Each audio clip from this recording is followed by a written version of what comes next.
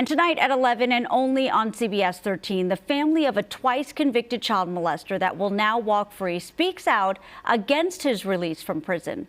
Under California's compassionate release law, Kevin Ellis was granted end-of-life mercy because he has terminal cancer and less than a year to live and is not deemed a risk by CDCR. Your reporter covering Yolo County, Ashley Sharp, tells us why his own family believes the law that freed him shouldn't exist in the first place.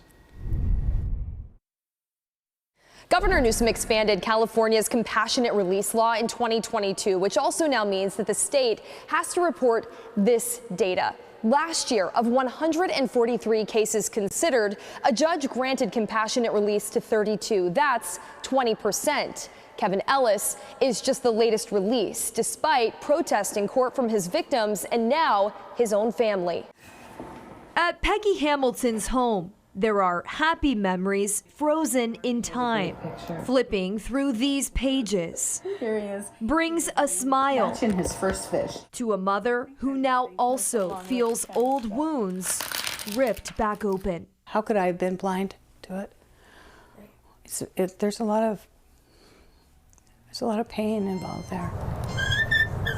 After Peggy broke off her near 10-year relationship with the man she shared a son with, the truth came only when the sheriff gave her a call. He said, "Do you have your boys?" And when he said that, my blood ran cold. And then he told me that he had molested children while my boys were in the house sleeping in the same home. One of them tried to commit suicide based off of what he had done to them. Kevin Ellis was convicted on charges of molesting 2 children in 1995. He only spent 4 months in jail. Did that shock you? Shocked me. How can that be? Those children are going to pay for the rest of their lives. For the second time, Ellis was convicted of molesting 2 more children in 2013. He also failed to register as a sex offender. So he went back to prison, this time with a sentence of 100+ years to life with parole. The last thing that needs to happen is him to be free to do that again. Under California law, Ellis, diagnosed with terminal cancer and less than 6 months to live, was granted compassionate release from prison in Yolo County Court. He'll now live out his last days under supervision and as a registered sex offender. The assumption from CDCR is that he is not a risk to reoffend. How do you feel about that?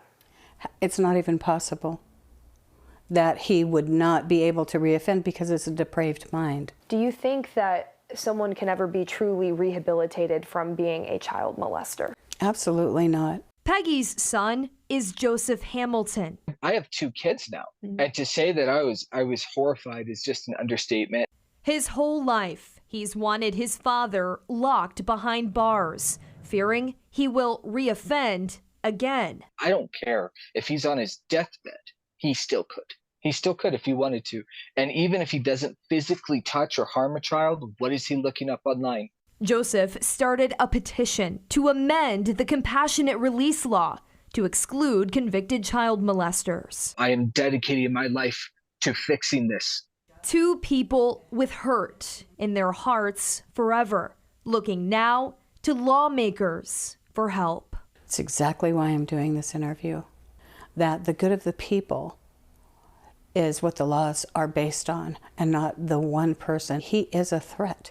Offenders who do not qualify for compassionate release are those sentenced to death, life in prison without parole, or first-degree murder of a peace officer. Kevin Ellis's family hopes that state lawmakers will expand that criteria to include any violent or sexual offender. Actually, pretty powerful reporting there right now. The CDCR will not say where he will now live or if he's already been released. And when we first reported this Monday, Yolo County's district attorney also told CBS 13 he too is advocating for a change to state law. This shouldn't happen, and our lawmakers need to fix this law, close these loopholes for child molesters and rapists and murderers, and judges just shouldn't be put in the position where they're being even asked to release these people. Joseph Hamilton wants to rally a group of people to protest the law and to sign his petition or reach out to him personally. That information is on CBS 13.